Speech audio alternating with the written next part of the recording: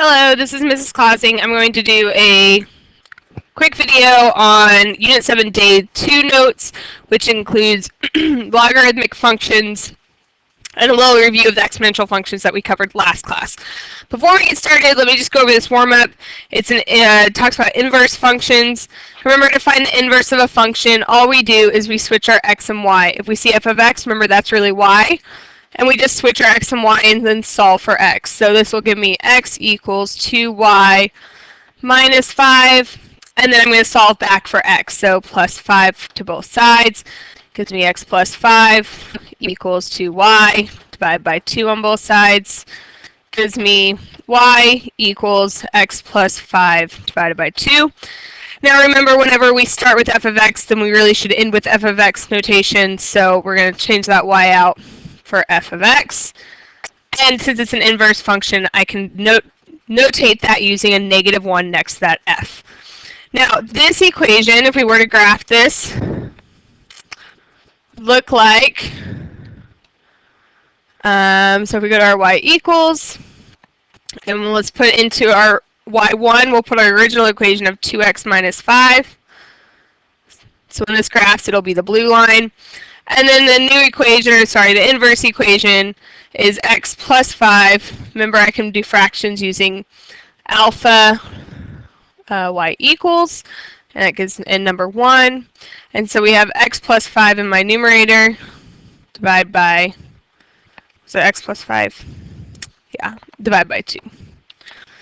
And that will be the red line. Okay, so the blue line is my original, and the red line is my, sorry, I'm going to mess up these colors, but the red line is my inverse, and it goes from, let's see, 2 and 2, 3, 4, 5, so about like this. So this is my inverse equation, and then my original was like such, so about like this and down. So this is the original. And the important thing with inverses, remember, is that they reflect over y equals x. Okay? So they reflect over y equals x. Okay. So last class we talked about exponential functions. And remember, exponential functions, the key thing, this is an example of an exponential function, y equals 10 to the x. The key thing is your variable is in your exponent. Well, the inverse of an exponential function is called a log function. Y equals log base 10 of x. Now, yes, you can prove this mathematically by switching your x and y, but we don't go into that in this class. So for this class, you just accept that the inverse of an exponential function is a log function. All right, so let's graph these, and we can look at the graphs and see how the graphs do reflect over the line y equals x. So y equals, I will put our exponential function into y1, so y equals 10 to the x, not 3, 10 to the x. And then in y2, I'm going to put log, and the log button is the 4th button up right above my on button on the left side of my calculator, so I'm going to click log of x. Now, this log button, notice it does not have the 10 like I wrote when I wrote it over here. I wrote this little base of 10 right here, right? When I use the log button in my calculator, it doesn't have that 10. When you use that log button, it assumes you mean a base of 10. That base can change, okay? And we'll talk about how we put in different bases in the calculator on the next slide. But just realize, when I use that log button, it assumes I want it to be a base of 10, okay? Okay, so then I can graph these. So there's my basic exponential growth function in blue, and my log function in red. Okay. So my exponential growth, just to keep my colors consistent over here, looks like something like this. And then in blue, we'll put the log function, which looks something like this. Now notice they are reflected over the line y equals x. Okay, which is true of all inverse functions. Okay. So to fill in these notes, so the inverse of an exponential is a log function. All right? You'll hear me say logarithmic or log. They're the same thing. Log is just a shortened version of saying logarithmic function. Okay? Okay, so one of the skills you need in this class is to be able to switch between log form and exponential form, or log notation, exponential notation. So let's practice how to do this. So exponential notation would be something like 2 to the third. Color code this. So 2 to the third equals 8. We know when we put 2 to the third in our calculator, it does for sure equal 8. Now, to change this to log form, we're going to end up with log. And remember, I said my base of 2. We know that this is a base. And remember, I called that 10 a base on the first slide. So remember I said you can change. It doesn't always have to be 10. It can be anything. So here it's a 2. And it is 2, log base 2 of 8 equals 3. All right. So this you kind of just have to memorize and learn, okay? So then if we go to our calculator, let's just prove that this is true, that log base 2 of 8 really does equal 3. Make sure we did this right. So to do that in our calculator, similar to when we don't, so everyone knows when we use this little square root, we're pretty comfortable with, we're assuming we have a 2 as my index. But remember, we learned how to take the cube root, we learned how to take the fifth root, so we're going to do the same thing here. I want a log, but I want it to have a base of 2. So to do that, I'm going to go to Math, and I'm going to scroll up, because it'll take me right to the bottom of the menu, and I want this thing that says A log base. So I'm going to highlight A and push Enter, and now it lets me put in any base I want. I want a base of 2, and then log base 2 of 8. And I push Enter, and sure enough, it does equal 3, so I did do this properly. Okay, so let's start those steps down really quick to check. So remember, you go to Math, you click your Math button, you go to the menu option A, it says log, and then base, and then that gives you log, and it gives you 2 boxes, and you just fill them in. So I would have put in there a 2 and an 8, and it would end up equaling 3, right? It equals 3. So I was able to check that I did this properly. Okay, so let's just do a couple of these for practice. Let's do this one right here in the middle, log base 5 of 25 equals 2. So the way to go the other direction, from log form to exponential form, the easiest way to remember this is you kind of make a wave. So you always start at your base. So my base of 2, and I'm going to come all the way over, grab the 3, and then come back and get the 8. So it kind of looks like a wave. So 2 to the third equals 8. So 2 to the third equals 8. Okay? And again, this I can just check my calculator by putting 2 to the third in my calculator, and it should equal 8. So let's do this one here in the middle. I want to change this middle one to exponential form. So I'm going to start at my base. So 5 squared equals 25. So 5 squared equals 25. And I know, sure enough, 5 squared does equal 25. So that is correct. Let's do one from exponential to log. So let's do this one down here. Remember, log, and my base is 64, so my base on the log is 64. And it's 64 of 8 equals 1/2. Okay. We'll do one more. This last one, because it has an error, so it has a typo, that needs to be a +2 on this last one on the bottom. So let's go to exponential form. Remember, I'm going to make my wave. So I go from 6, so it's 6 squared equals 36. 6 squared equals 36. And sure enough, I know that that is true. Okay, one more. Let's do one more let's do this first one here, to log form. So exponential form to log form. So remember, my base is 7.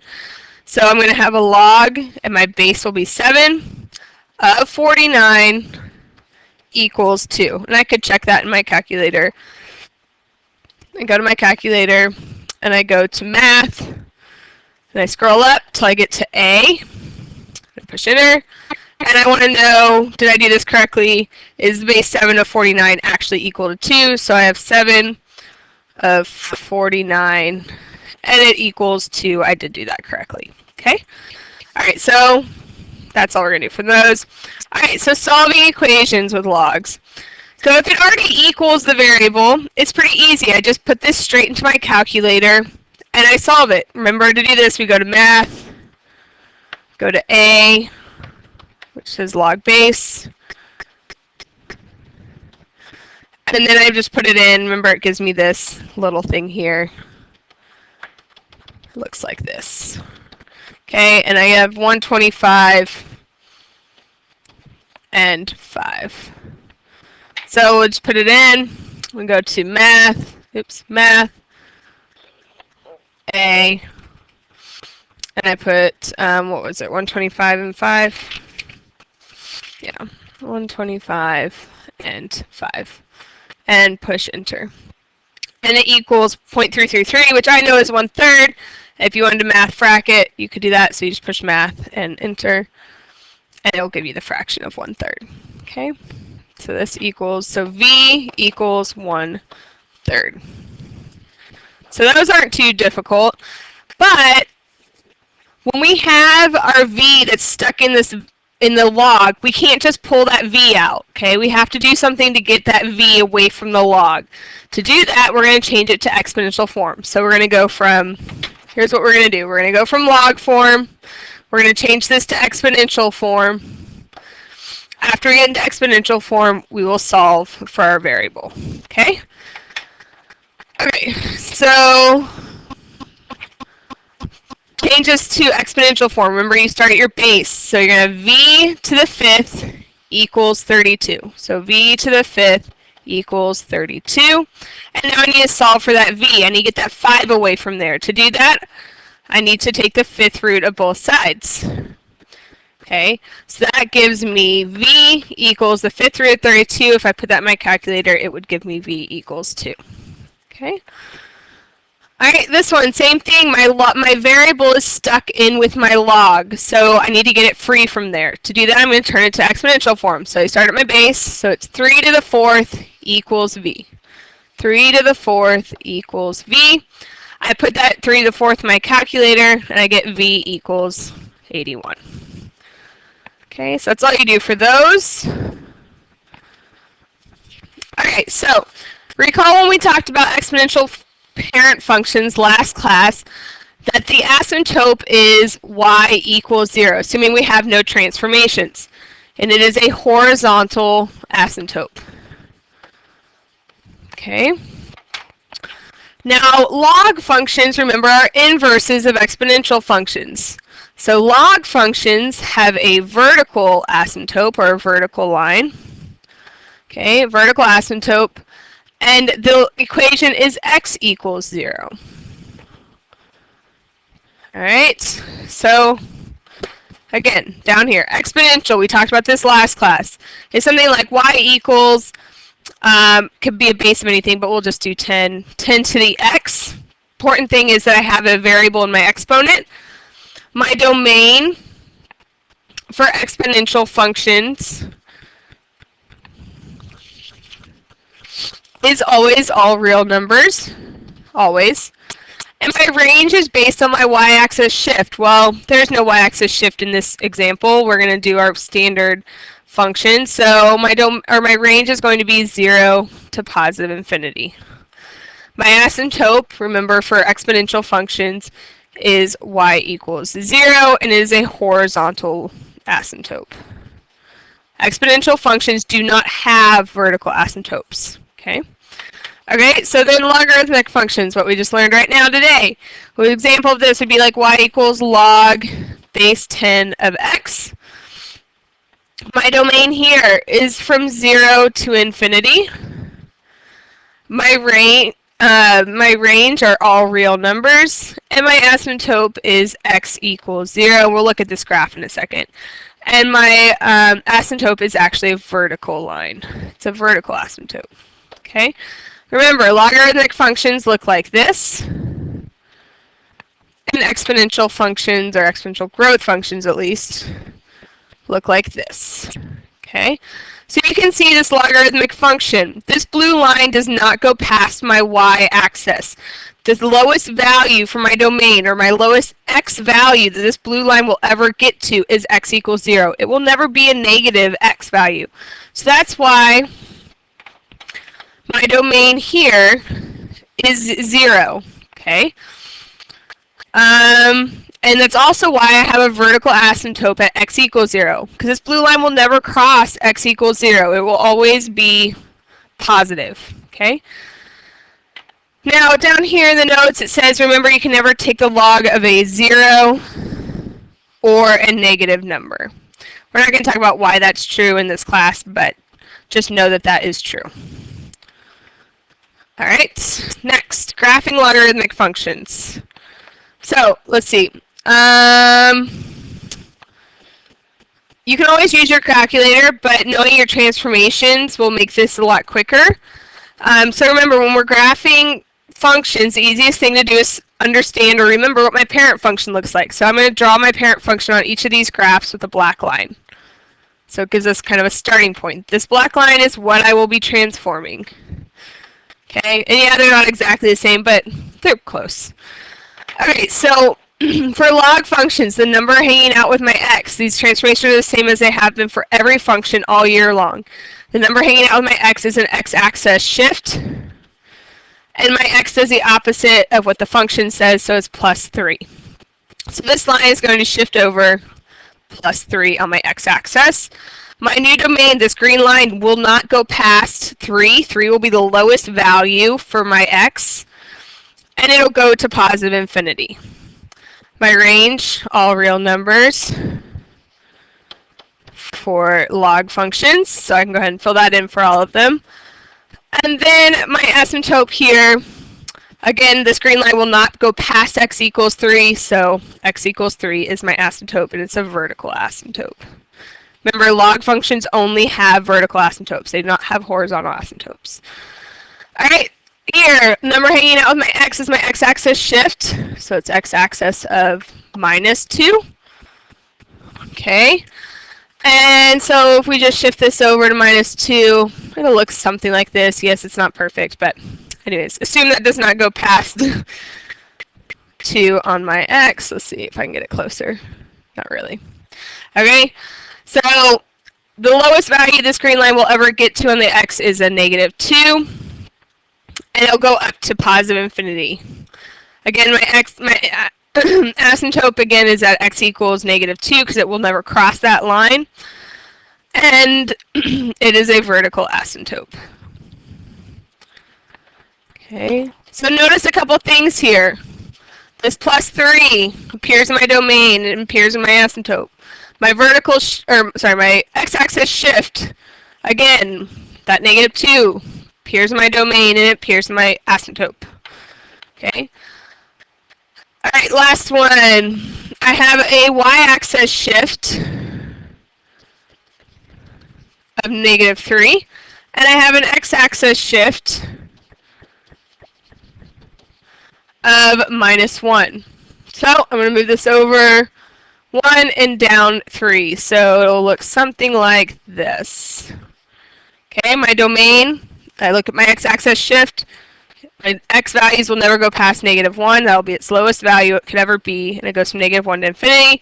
And my asymptote is at x equals negative 1. Again, it is a vertical asymptote. Okay? And you can see here again, we see this negative 1. Tells us a few things about the problem without even graphing it. All right.